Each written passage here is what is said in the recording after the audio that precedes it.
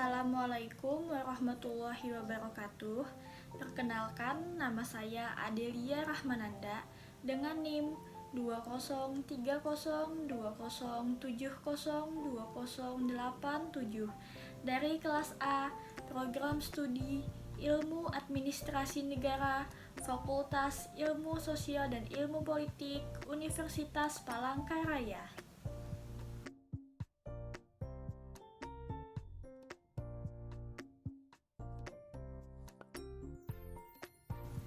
Di sini saya akan menjelaskan tentang jenis paragraf. Yang pertama, saya akan menjelaskan tentang jenis paragraf berdasarkan pola penalaran. Dalam setiap karangan ilmiah, seluruh gagasan itu dikemas dalam bentuk paragraf. Dalam setiap paragraf harus dipastikan ada gagasan pokok atau gagasan utamanya. Sedangkan gagasan lain yang ada di dalam paragraf itu merupakan penjelas. Dalam menuangkan gagasan itu, kita harus memperhatikan pola penalaran. Berdasarkan pola penalaran itu, pengelompokan paragraf didasarkan pada penempatan gagasan utama. Berdasarkan letak gagasan utama itu, paragraf dapat dibedakan atas paragraf deduktif, induktif, deduktif-induktif, ineratif, dan menyebar.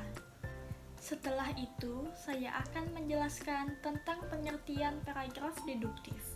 Paragraf deduktif adalah paragraf yang ide pokok atau gagasan utamanya terletak di awal paragraf dan diikuti oleh kalimat-kalimat penjelas untuk mendukung gagasan utama.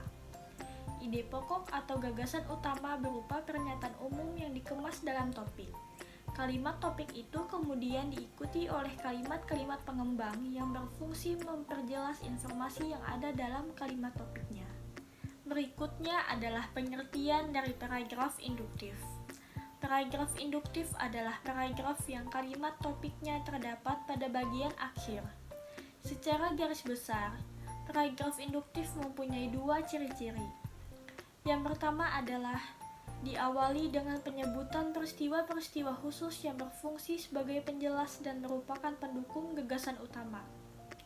Kemudian yang kedua adalah menarik kesimpulan berdasarkan peristiwa-peristiwa khusus. Untuk menjaga koherensi antar kalimat dalam paragraf, dalam perumusan kalimat simpulan digunakan konjungsi penumpu kalimat yang sekaligus berfungsi sebagai konjungsi antar kalimat. Kata atau frasa yang biasa digunakan sebagai penumpu kalimat simpulan adalah jadi, akhirnya, akibatnya, oleh karena itu, maka dari itu, berdasarkan uraian di atas, dan dengan demikian. Karena fungsinya sebagai penumpu kalimat, kata-kata tersebut diletakkan di awal kalimat, dan tentu saja harus diawali dengan huruf kapital. Karena fungsinya juga sebagai konjungsi antar kalimat, kata-kata tersebut harus diikuti tanda baca koma. Berikutnya adalah pengertian paragraf deduktif, induktif, atau campuran. Paragraf deduktif-induktif adalah paragraf yang kalimat topiknya terdapat pada bagian awal dan akhir paragraf. Meskipun ada dua kali pemunculan kalimat topik, hal itu bukan berarti gagasan utamanya ada dua. Adanya dua kalimat topik itu hanya merupakan bentuk pengulangan gagasan utama untuk mempertegas informasi. Paragraf dengan pola ini dimulai dari pernyataan yang bersifat umum, diikuti dengan pernyataan-pernyataan yang bersifat khusus sebagai penjelas, dan diakhiri dengan pernyataan umum lagi yang merupakan pengulangan gagasan utama. Biasanya gagasan utama pada akhir paragraf dikemas dengan kalimat topik yang agak berbeda dengan kemasan kalimat topik pertama. Berikutnya adalah pengertian paragraf ineratif. Paragraf ineratif adalah paragraf yang kalimat utamanya terletak di tengah-tengah paragraf. Paragraf ini diawali dengan kalimat-kalimat penjelas sebagai pengantar, kemudian diikuti gagasan utama, dan ditambahkan lagi kalimat-kalimat penjelas untuk menguatkan dan mempertegas informasi. Kemudian yang terakhir adalah pengertian ide pokok menyebar. Paragraf dengan pola semacam ini tidak memiliki kalimat utama. Pikiran utamanya menyebar pada seluruh paragraf atau tersirat pada kalimat-kalimatnya. Kemudian yang kedua, saya akan menjelaskan tentang jenis paragraf berdasarkan gaya ekspresi atau pengungkapan. Suatu gagasan dapat diungkapkan dengan berbagai gaya, tergantung pada tujuan komunikasinya. Tujuan komunikasi yang berbeda pasti akan disampaikan dengan gaya pengungkapan yang berbeda pula. Misalnya, jika komunikasi tersebut bertujuan untuk memberikan informasi secara objektif tanpa bermaksud memengaruhi atau mengajak, gagasan itu dapat disampaikan dengan corak eksposisi. Suatu gagasan yang disampaikan dengan maksud untuk meyakinkan orang lain tidak mungkin diungkapkan dengan corak deskripsi. Penulis tentu akan memilih gaya pengungkapan yang paling sesuai, yaitu argumentasi. Gaya atau corak ekspresi meliputi narasi, deskripsi, eksposisi, argumentasi, dan persuasi. Adapun perincian tiap-tiap gaya itu adalah sebagai berikut. Yang pertama adalah paragraf narasi atau kisahan. Narasi merupakan gaya pengungkapan yang bertujuan menceritakan atau mengisahkan rangkaian kejadian atau peristiwa, baik peristiwa kenyataan maupun peristiwa rekaan, atau pengalaman hidup berdasarkan perkembangannya dari waktu ke waktu sehingga tampak seolah-olah pembaca mengalami sendiri peristiwa itu. Paragraf narasi dimaksudkan untuk memberitahu pembaca atau pendengar tentang sesuatu yang diketahui atau dialami penulis supaya pembaca terkesan. Ciri utama paragraf narasi adalah adanya peristiwa atau kejadian, baik yang benar-benar terjadi atau berupa imajinasi maupun gabungan keduanya yang dirangkai dalam urutan waktu. Di dalam peristiwa itu ada pula tokoh yang menghadapi suatu konflik. Konflik itulah yang dapat menambah daya tarik cerita. Jadi, ketiga unsur yang berupa kejadian, tokoh, dan konflik merupakan unsur pokok dalam narasi. Jika ketiga unsur itu bersatu, ketiga unsur itu disebut plot atau alur. Narasi, berdasarkan tujuannya, dapat dibedakan atas narasi ekspositoris, artistik, dan sugestif. Sedangkan narasi berdasarkan sifat informasinya, ada narasi yang berupa fakta dan narasi yang berupa fiksi. Kemudian yang kedua adalah paragraf deskripsi. Paragraf deskripsi berisi gambaran mengenai suatu objek atau suatu keadaan sejelas-jelasnya dengan melibatkan kesan indera. Paragraf ini bertujuan untuk memberikan kesan atau impresi kepada pembaca terhadap objek, gagasan, tempat, peristiwa, dan semacamnya yang ingin disampaikan penulis. Melalui pengesanan ini, pembaca seolah-olah berada di suatu tempat dan dapat melihat, mendengar, meraba, mencium, atau merasakan apa yang tertulis dalam paragraf tersebut. Paragraf deskripsi mempunyai beberapa pola pengembangan. Yang pertama adalah pola deskripsi spasial. Yang kedua, pola deskripsi sudut pandang. Yang ketiga, pola deskripsi pengamatan atau observasi. Dan yang keempat adalah pola deskripsi fokus. Kemudian yang ketiga adalah paragraf eksposisi. Paragraf eksposisi merupakan paragraf yang bertujuan untuk menginformasikan sesuatu sehingga memperluas pengetahuan pembaca. Paragraf eksposisi bersifat ilmiah atau non-fiksi. Sumber untuk penulisan paragraf ini dapat diperoleh dari hasil pengamatan, penelitian, atau pengalaman. Paragraf eksposisi tidak selalu terbagi atas bagian-bagian yang disebut pembukaan, pengembangan, dan penutup. Hal ini sangat bergantung pada sifat tulisan dan tujuan yang hendak dicapai. Adapun ciri-ciri paragraf eksposisi antara lain adalah: yang pertama, berusaha menjelaskan sesuatu. Yang kedua, gaya tulisan bersifat informatif. Yang ketiga, fakta dipakai sebagai alat kontribusi. Yang keempat, fakta dipakai sebagai alat untuk mengoncretkan informasi. Paragraf eksposisi dapat dikembangkan melalui klasifikasi, ilustrasi, perbandingan atau pertentangan, laporan, proses, atau definisi. Dalam pengembangan dengan klasifikasi, Kalimat-kalimat penjelasnya merupakan bentuk pengelompokan dari gagasan utamanya. Kemudian yang keempat adalah paragraf persuasif. Paragraf persuasif adalah paragraf yang berisi ajakan. Paragraf persuasif bertujuan untuk membujuk pembaca agar mau melakukan sesuatu sesuai dengan keinginan penulisnya. Agar tujuannya dapat tercapai, penulis harus mampu menyampaikan bukti dengan data dan fakta pendukung.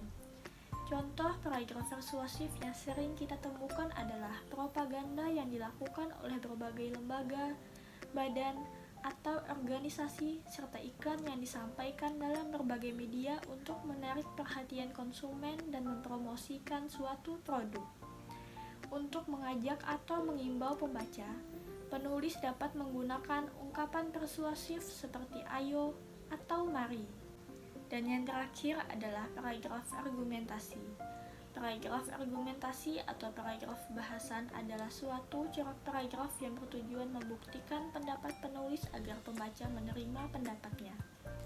Dalam paragraf ini, penulis menyampaikan pendapat yang disertai penjelasan dan alasan yang kuat dan meyakinkan dengan maksud agar pembaca bisa terpengaruh. Dasar tulisan argumentasi adalah berpikir kritis dan logis berdasarkan fakta-fakta yang dapat dipertanggungjawabkan. Selain itu, paragraf ini harus dijauhkan dari emosi dan unsur subjektif. Paragraf argumentasi dapat dikembangkan dengan pola sebab akibat, yakni menyampaikan terlebih dahulu sebab-sebabnya dan diakhiri dengan pernyataan sebagai akibat dari sebab tersebut. Dalam penggunaannya, pola sebab akibat dapat disajikan menjadi akibat sebab, yaitu menyampaikan terlebih dahulu akibatnya, kemudian dicari sebab-sebabnya. Kata penghubung antar kalimat yang dapat digunakan dalam paragraf ini antara lain adalah oleh karena itu, dengan demikian, dan oleh sebab itu. Dan yang terakhir adalah jenis paragraf berdasarkan urutan. Pada umumnya, suatu karangan terdiri atas 3 bagian, yaitu yang pertama paragraf pembuka, yang kedua paragraf isi, dan yang ketiga paragraf penutup. Ketiga jenis paragraf itu merupakan bagian yang tidak terpisahkan dari struktur karangan. Paragraf pembuka, paragraf isi, dan paragraf penutup terjalin sangat erat satu sama lain dan terpadu. Kemudian yang pertama saya akan menjelaskan tentang paragraf pembuka atau pengantar. Paragraf ini merupakan pembuka untuk sampai pada permasalahan yang dibicarakan. Berkaitan dengan itu, paragraf ini berfungsi untuk memberitahu latar belakang, masalah tujuan, dan anggapan dasar.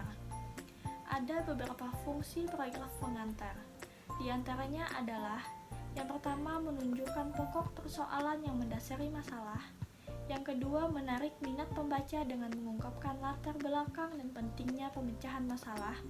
Dan yang ketiga, menyatakan tesis yaitu ide sentral karangan yang akan dibahas. Dan yang terakhir, menyatakan pendirian atau pernyataan maksud sebagai persiapan ke arah pendirian selengkapnya sampai dengan akhir karangan.